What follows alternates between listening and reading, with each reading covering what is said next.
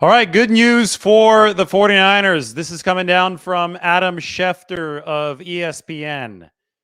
The big names who suffered injuries against the Cleveland Browns on Sunday, sounds like they're all going to be back sooner rather than later. No word yet for the availabilities on Monday night against Minnesota, but Christian McCaffrey, who underwent the MRI yesterday for the oblique/rib injury, Deebo Samuel, who's dealing with a shoulder injury, and Trent Williams, who has a low ankle sprain. All of those injuries, according to Schefter, are not of the very serious variety. We're going to see how it goes this week at practice. And the first practice isn't until Thursday since things are pushed back a day due to Monday Night Football. But depending on how things go at practice, there does seem to be a chance that all three, McCaffrey, Samuel, and Williams, do play for the 49ers against the Vikings. I don't think we need to say much about the importance of these three. Trent Williams in a game that features Danielle Hunter, who has 8 sacks already this season. It'd be really nice to have him there and healthy. Remember that Trent wasn't healthy for most of the game against the Browns. He stuck in there because he did not want to expose the 49ers backup left tackle, Jalen Moore, to Myles Garrett. But boy, Trent had a rough go of it against Myles Garrett. So against Danielle Hunter and company, you're going to want him to be healthier. And it wasn't a high ankle sprain. It was a low ankle sprain. There is a good chance that Trent is close to 100% for Monday. Then you have Christian McCaffrey, oblique injury. He exited the game, wasn't exactly sure where he got hurt against the Cleveland Browns. He narrowed it down to about 4 possible plays, but he exited the game. They took a look at the oblique injury, and then he re-entered the game. And there was only one play that Christian McCaffrey saw after re-entering the game. It was a 6-yard run on first down. He kind of grimaced and left and went to the locker room. He said, okay, this is not going to be possible. I'm not going to be able to do this. So the 49ers hope that he's made progress in the days since, and they hope that he continues to make progress in the coming days so he's able to manage whatever is bothering him heading into the Monday night game. And then there's Deebo Samuel, who hurt himself on the very first play of the game against Cleveland. There was a jet sweep to the outside. And on that first play against Cleveland, I think Deebo Samuel probably had some adrenaline working for him because he didn't feel the shoulder injury until a few minutes in. After he felt it, he went into the blue injury tent. Then he went from the blue injury tent straight into the locker room. So that's how it went for the 49ers on Sunday. You need both Samuel and McCaffrey for this offense to run at its utmost 100% full potential because they're both positionless skill position players, adaptable weapons that allow Kyle Shanahan to maintain the run-pass balance that's so important in the NFL. You pass out of running formations, run out of passing formations. Those two players allow you to do that more effectively than maybe any other players in the league, right? Given the versatility that you see from Samuel McCaffrey. But I will say that you need at least one of them to hum along really efficiently. You don't need both to hum along efficiently in a vacuum. You can game plan around the loss of one. You'd like both of them over the longer term. You'd like both of them for max throttle, full efficiency. But I think you need at least one in a shorter term kind of deal where you're trying to stay afloat.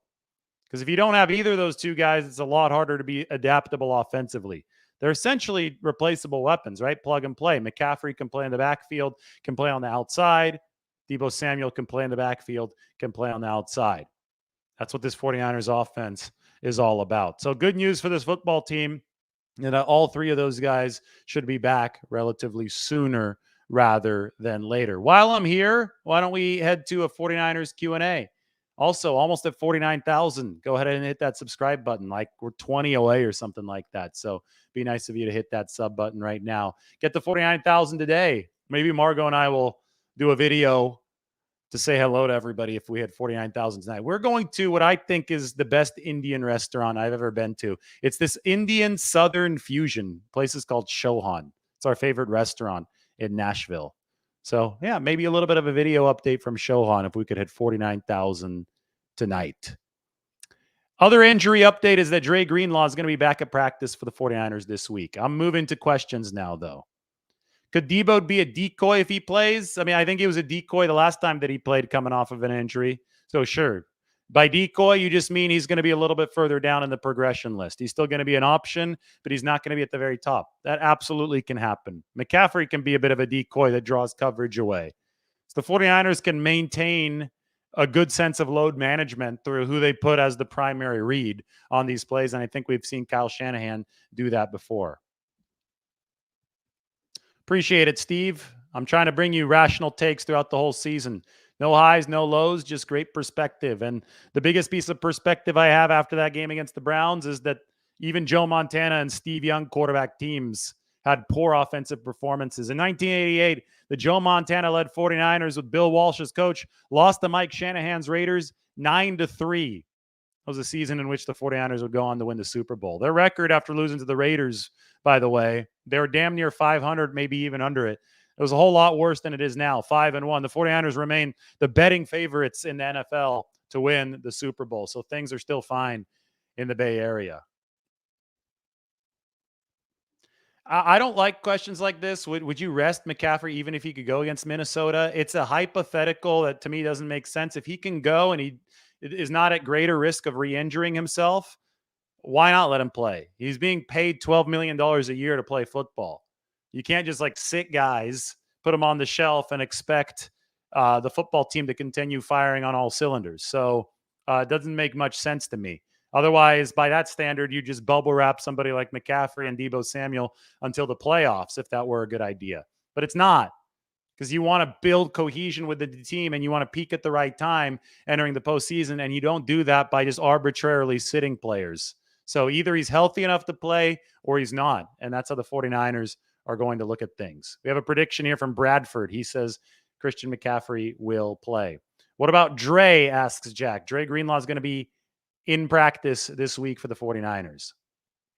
Yeah, this is not the NBA. In the NBA, I think you could get away with stuff like this. Football is way more of a collective, cohesive sport, not as individually oriented as the NBA. Philly's breathing down the 49ers' necks, and so is Detroit. All three of those teams are 5-1. It is very important to get that number one seed. Those teams are racing for the number one seed. Do I think that Kyle Shanahan will go with a quicker pass option after seeing how the offensive line protected last game, or will he go back to normal? I think that they did a lot of quick stuff this last game. I showed some tape on Twitter a little bit earlier today. Maybe I could even get it up right now. I showed some tape of the quick out to Jawan Jennings on the final drive. Brock Purdy gets eviscerated by Myles Garrett 1.9 seconds after the snaps. That's as quick release as it gets. He got rid of it quicker than I thought was even possible for that kind of concept. It was an out across the hash mark. So quick release was there. The Browns were still pressuring even on the quick release.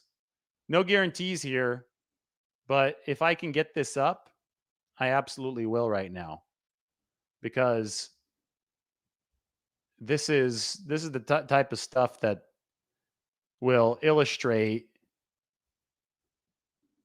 what the 49ers were dealing with in this football game. All right. No, I can't share the video right now. The file is invalid. I got to prepare it as a different kind of file. It is up on my Twitter, though, so you can go ahead and see it. It was one of the first tweets that I put up there this morning. And I think that we're going to put it in a different video. We're going to focus on this. It was 1.9 seconds between snap and Myles Garrett's contact against Brock Purdy, who got the ball off in probably 1.89 seconds. He just roared around Trent Williams, who was playing on the hurt ankle. Playing against Myles Garrett on a bum ankle is an impossible task to perform efficiently. That's why Trent Williams gave up those 4 pressures in the game against the Browns. Any sense the 49ers will add another player before the trade deadline? It's another question right now that you can't really answer, because the 49ers don't even know who's going to be available. At this point, we have a couple more weeks. The deadline is going to be the deadline. It will spur action a little bit closer to the deadline. The reason that Randy Gregory got here earlier is because that's when the release was going to happen from Denver. So the 49ers cut in line for the release. So let's see who becomes available. The deadline is at the end of October for a reason, because it takes up until then for teams to determine whether or not they're going to punt on this season, or if they want to push their chips in to be contenders. Obviously, the 49ers are in the latter, but to find a trade partner, you need to find somebody who's going to punt on this season.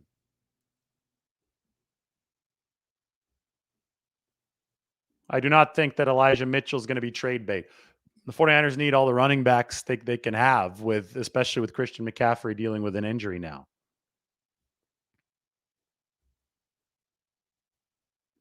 I don't think the Browns exposed anything new. I think the Browns are a great defensive line. And I think the 49ers, when they play behind schedule, struggle to block. Just like really any team in the NFL, but the 49ers especially are built to run block first and go downhill and then beat you off of the play action with a defense on its heels. If they don't set up good down and distance on second and third down, the 49ers aren't going to look good, especially against the really good defensive front. So when you say exposed, you're telling me this is something that we didn't know. It's been revealed, a huge weakness. Oh, the 49ers got exposed. It's like, no, it's basic football. You play on your heels as a defense. You're not going to look nearly as good as if you're playing on your toes. And because of the 49ers mistakes, because the Browns were able to flood some of that interior rushing game on first down, because of the fact they were able to flood some screen passes to put the 49ers behind the chains down and distance-wise, the Browns had a platform to look really good in this game. It's a lot easier to ski downhill than it is to step uphill when you're on skis, right? That's the difference between playing a team that is controlling game tempo with good down and distance and playing a team that's not controlling game tempo with good down and distance. Fans are so used to seeing the 49ers control game tempo. They're so used to them making it look easy that they all of a sudden think that something got exposed when it doesn't. It's just basic football dynamics, though. The Browns won at the key point of leverage in this game due to a lot of what they were doing because they're so good defensively and due to a lot of 49ers errors.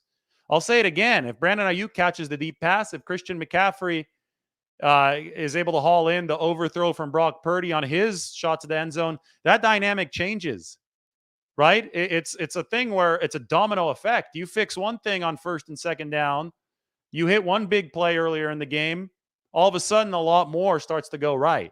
So football is very interconnected like that. Bradford thinks that Kittle is going to step up in prime time this week. Yeah, Bell's not in the doghouse. There are literally 4 receivers in front of him. Somebody says I sound irritated. I'm just being matter of fact. I'm just saying we have the same questions over and over when the 49ers lose. It's like there's these buzzwords like they got exposed. Oh, what happened here? Bad play calling. Like it's all this stuff. What does that even mean? I mean, if they just catch a football in a key spot, if they make another tackle in a key spot instead of missing 10 of them, which was more than the previous 3 games combined, they probably win the game. If they make the field goal at the end, they probably win the game. So why do we have to go to these platitudes like they got exposed or it was bad play calling from Kyle Shanahan? Why do we have to go to those if we wouldn't have gone to them if Jake Moody had just made a 41-yard kick, right? Sometimes it's not like as big and profound as people want to make it out to be. Sometimes they just lost the game because they didn't make enough plays.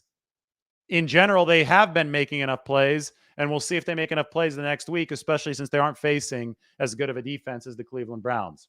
All right, we're 21 subscribers away from 49,000, and I swear I'm not irritated. I'm just trying to explain it how it is. So if you appreciate the truthful discussion, hit that sub button. I really just want to hit 49K tonight. I think that would be a lot of fun, and then we can go and we can celebrate. All right, everybody take care. We will talk to you very soon. That was a good 49ers injury update. Health is more important for this team than any singular game result because if they stay healthy, they will likely remain Super Bowl favorites. That's how good the 49ers are. They need to stay the course with the roster that they have because that's going to yield good results over the long run.